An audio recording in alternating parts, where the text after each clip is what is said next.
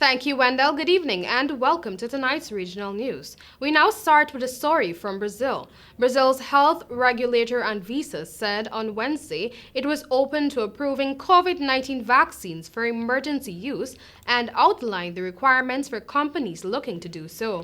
Anvisa said authorizations would be analyzed on a case-by-case basis and that to be considered, the vaccine must be in the late-stage trials in Brazil. It said no requests had been received so far.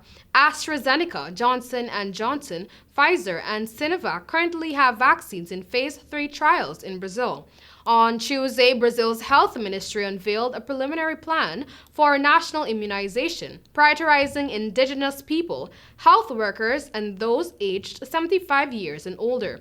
The ministry said it has so far guaranteed access to 142.9 million doses of the vaccine against COVID-19. Of those, 100.4 million doses are under an agreement with AstraZeneca and another 14.5 million through the COVAX facility led by the WHO. Health Minister Eduardo Puzeo told the lawmakers that Brazil would begin receiving about 15 million doses of the AstraZeneca vaccine between January and February, with 100 million doses arriving by the middle of the year. Now in Jamaica, a Britain-born woman who went on a high-speed joyride through two parishes ending in a crash that claimed the lives of 21-year-old Martin Yard and 24-year-old Michaela Clark has been sentenced to a fine of just under $1 million.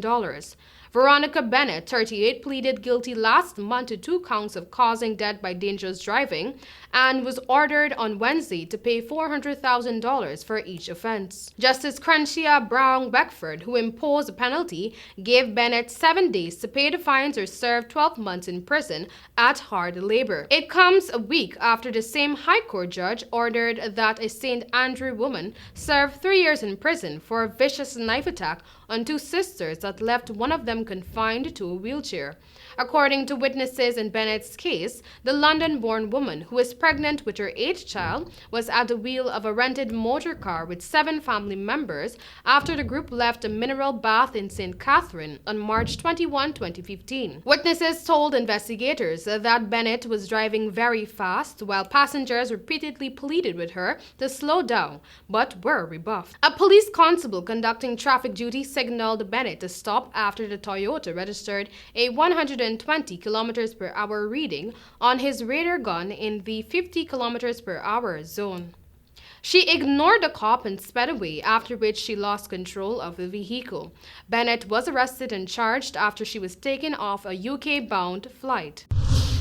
Now in Haiti, during times of humanitarian crisis such as war, famine, and pandemics, the number of abuses tend to increase significantly, followed by a rise in unintended pregnancies, according to the human rights advocates. In April 2020, UNFPA, the United Nations Sexual and Reproductive Health Agency, predicted 7 million unintended pregnancies in low and middle-income countries during the first 6 months of the pandemic. In Haiti, the prediction has come to pass in towns like Beaumont.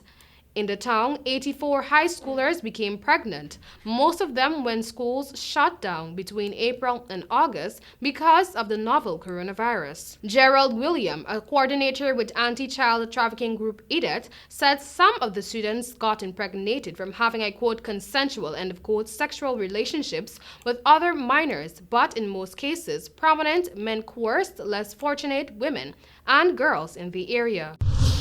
And now from Mexico, German airport customs officers have found 26 rare reptiles, 10 of them dead, smuggled inside parcels of toys and sweets from Mexico. Some of the dead animals had been suffocated as they had been stitched inside cloth dolls, a statement from Cologne-Bonn Airport Customs said. The endangered horned lizards, alligator lizards, and box turtles were destined for private buyers in Germany. German officials are now trying to trace the origin of the reptiles using DNA samples. The 16 surviving reptiles might be returned to their Mexican habitat. That was all for tonight's regional news. Thank you for joining. Back to you, Wendell.